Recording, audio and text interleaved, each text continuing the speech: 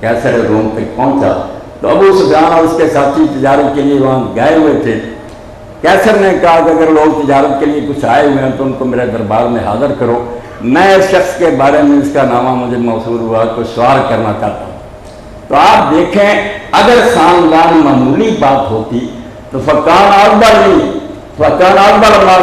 लो सबसे पहला सवाल जो कैसर रूम ने किया वो किताबों का माहिर था, अहले किताब था। कोई बात नहीं पहले पूछी, सबसे पहले ये पूछा कैफा नसबु फीकुम, उसका खानदान तुम में से कैसा। तो इन्होंने कहा हुआ फीना ज़ू नसब, वो हम में से खानदान के लिहाज से बहुत अजीम है, उसका खानदान बहुत आला और ऊँचा। जब सारे सवाल खत्म हुए तो बाद में उसने कहा कि मैंने पूछा था कि उसका खानदान कैसा, तुमने इतराफ़ किया कि उसका खानदान बरगज़ीदा आला है। फ़कज़ालिक रुsul, तो बस वे अंसाब कौम, अल्लाह के पैगम्बर हमेशा अपनी कौम के आला ख़ानदानों में पैदा हुए। इसलिए अल्लाह के रसूल अलैहि सलाम के ख़ानदान की अज़मत का इनकार बदकिस्मती से पहले ही मुसलमान गिरोह में पैदा हो गए। ये कोई नई नस्ल नहीं, शुरू में ऐसे लोग पैदा हो गए जो समझते थे हुजूर को अगर मान चलिए ठीक है आप अच्छे हैं मगर आपका ख़ानदान कोई बेहतर नहीं।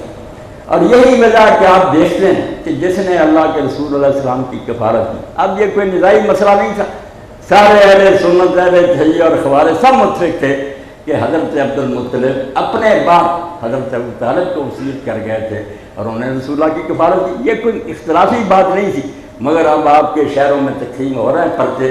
ला आप अगर कराची फ़ोन करने और अपना नंबर बता दें, एक पूरा करतून आ जाएगा आपका खैर खाब भाई, उसमें बहुत किताबें होंगी जिसमें एक कफ़ील मोहम्मद भी होगा।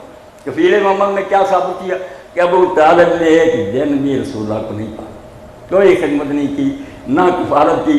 ये तो नबी अलैहिस्सलाम के ताया थे ज़ुबैर इब्न अब्दुल मुत्तलिब, उनकी कफ़ारत में रहे, अबू तालिब का कोई हिस्सा नहीं। यानी आसमान के सूरज का इनकार करना शुरू कर दिया।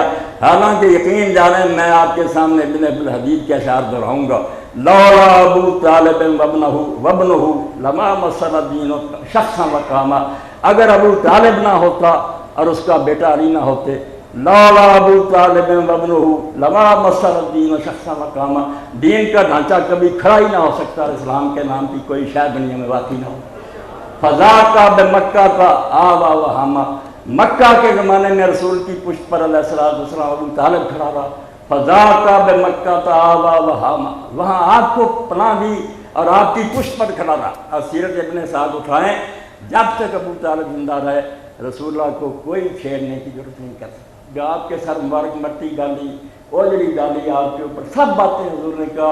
ये अबू तालिब के मरने के बाद कुरैश में जरूरत पैदा हुई कि उन्होंने मुझे ये हदीसें बताई, वरना मेरे चचा की मौजूदगी मेरी तरफ को उंगली नहीं उठा सका। लौला अबू तालिब वब्नुहु लमा मस्सल दीन शख्सन व कामा, अबू तालिब और उसका बेटा ना होते तो इस्लाम खड़ा ही ना हो सकता।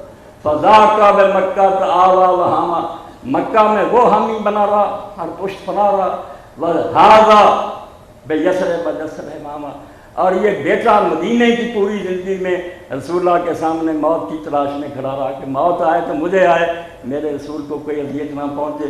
फमा दर्रा मल्का अबी तालिब ज़हूरुल लगा व बसीरुन फ़ामा, अब कोई जाहिल बकवास करे या कोई सुजाखा जानबूझ कर अंधा हो जाए तो अबू तालिब की कदर व मंज़रत को नुकसान नहीं बता सकता। ये ज़ालिम अंधे हो जाए, ज़हूरुल लगा और बसीरुन फ़ामा, जाहिल लग बातें कहें या जानबूझ कर आंखें बंद कर लें, नुकसान नहीं आपकी कदर व मंज़रत को पहुँचा सकते।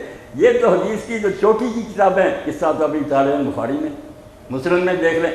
अबू तालिब का आपकी हिफाजत करना, खुद हज़रत अब्बास आपके चचा ने कहा कि तेरा चचा काना यहूद का वही ज़ुबान का, अल्लाह के रसूल तेरी हिफाजत करता था, तेरी तरफ से दुश्मनों का दिफा करता था, इसलिए उसके बारे में अब किताबें छपने शुरू हो गई कि कफ़ील मोहम्मद ज़ुबैर इब्न अब्दुल मुत्तलिब था, अबू तालिब आपका कफ़ील नहीं था। तो ये वो नस्ल जो रसूलुल्लाह के ज़माने में कहती थी ना कि हुजूर का ख़ानदान कोई आला और अच्छा नहीं है।